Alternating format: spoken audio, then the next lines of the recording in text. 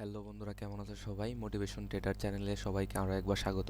তো আজকে আমরা কথা বলবো আপ 10 আর ডাউন 10 কাজে লাগে কিভাবে একটা তুমি সঠিক এন্ট্রি নিতে পারো, তা হচ্ছে আবার 1:3 রিস্ক টু রিওয়ার্ড রেশিও নিয়ে।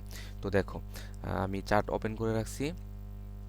এটা হচ্ছে আমাদের একটা আপ 10। এখান থেকে হচ্ছে এই পর্যন্ত হচ্ছে আমাদের আপ 10। তো এটা হচ্ছে আমাদের লো, এটা হচ্ছে আমাদের হাই। তো কিভাবে আমরা প্রেডিক্ট করতে পারলাম যে এটা আপ 10? দেখো, হাই আর হায়ার লো। তো হায়ার লো থেকে আবার হায়ার হাই ক্রিয়েট করছে। তার মানে এখানে যে একটা সাপোর্ট ছিল, এই সাপোর্টটা হচ্ছে কি করে ফেলছে, ব্রেক করে ফেলছে। তার মানে এটা হচ্ছে আমাদের ব্রেক অফ স্ট্রাকচার। তারপর হচ্ছে এখানে আবার হায়ার লো, মানে হায়ার হাই, হায়ার লো।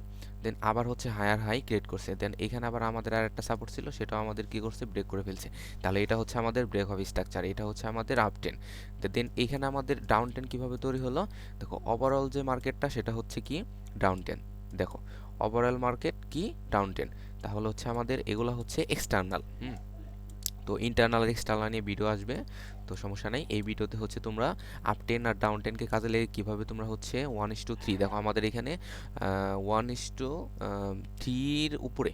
হ্যাঁ, তো উপরে রিস্ক টু রেয়ার রেশিও, তো এই ট্রেড আমাদের চলতেছে প্রায় হচ্ছে 70% ডান।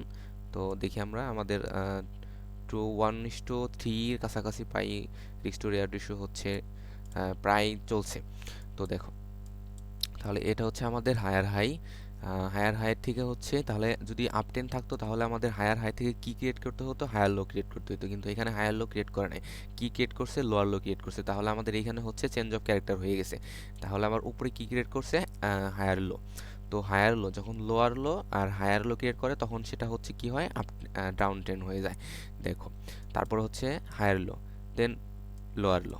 তাহলে এটা আমাদের কি হয়ে গেল, ডাউন 10। তো আমরা এই ট্রেডটা হচ্ছে কিভাবে প্লেস করছি, তো আমি আপনাদের ফিবোনাচি রিট্রেসমেন্টের ব্যবহার শিখেছিলাম। তো এখান থেকে আমরা হচ্ছে হায়ার লো থেকে লোয়ার লো পর্যন্ত ফিবোনাচি রিট্রেসমেন্ট ড্র করে দিলাম। এরপর হচ্ছে আমরা একটা রেক্টেঙ্গেল টুলস নিব। রেক্টেঙ্গেলস টুলস নেওয়ার পর 50% থেকে 60%-এর মধ্যে আমরা একটা হচ্ছে রেক্টেঙ্গেলস টুলসটা আবার ড্র করে দিব। তো দেখো গাইস, একদম সেম সেম পজিশন থেকে হচ্ছে আমাদের একটা স্ট্রং রেড ক্যান্ডেল কোনটা হচ্ছে আমাদের এখানে, প্রথম যে রেড ক্যান্ডেল 50% থেকে 60%-এর মধ্যে, সেটা হচ্ছে আমাদের একদম স্ট্রং একটা রেড ক্যান্ডেল। দেখতে পাচ্ছ তোমরা সবাই, এটা হচ্ছে আমাদের স্ট্রং রেড ক্যান্ডেল। তো এটার থেকে আমরা কনফার্মেশন পাই যে এখন হচ্ছে মার্কেট ডাউনের দিকে মুভ নেবে, কারণ ওভারঅল মার্কেট হচ্ছে ডাউন।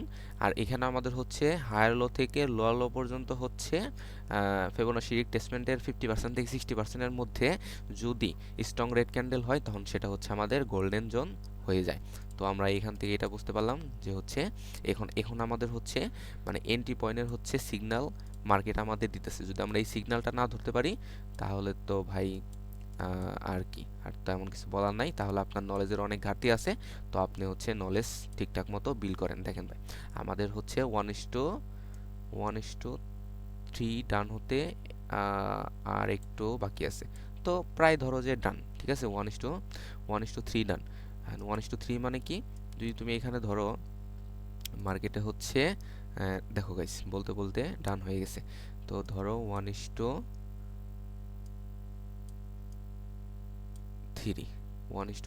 তুমি এখানে কি করছো, যে হচ্ছে তোমার টার্গেট রাখছো। তো 1:3, এখানে 1:3, তাই না?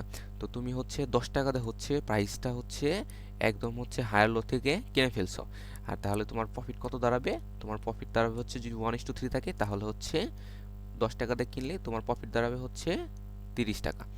20 টাকাতে কিনলে তোমার প্রফিট দাঁড়াবে হচ্ছে 60 টাকা।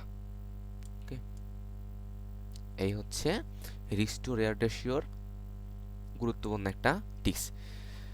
তো দেখো গাইস, আমাদের হচ্ছে আমরা 1:3 আমাদের ডান, কমপ্লিট।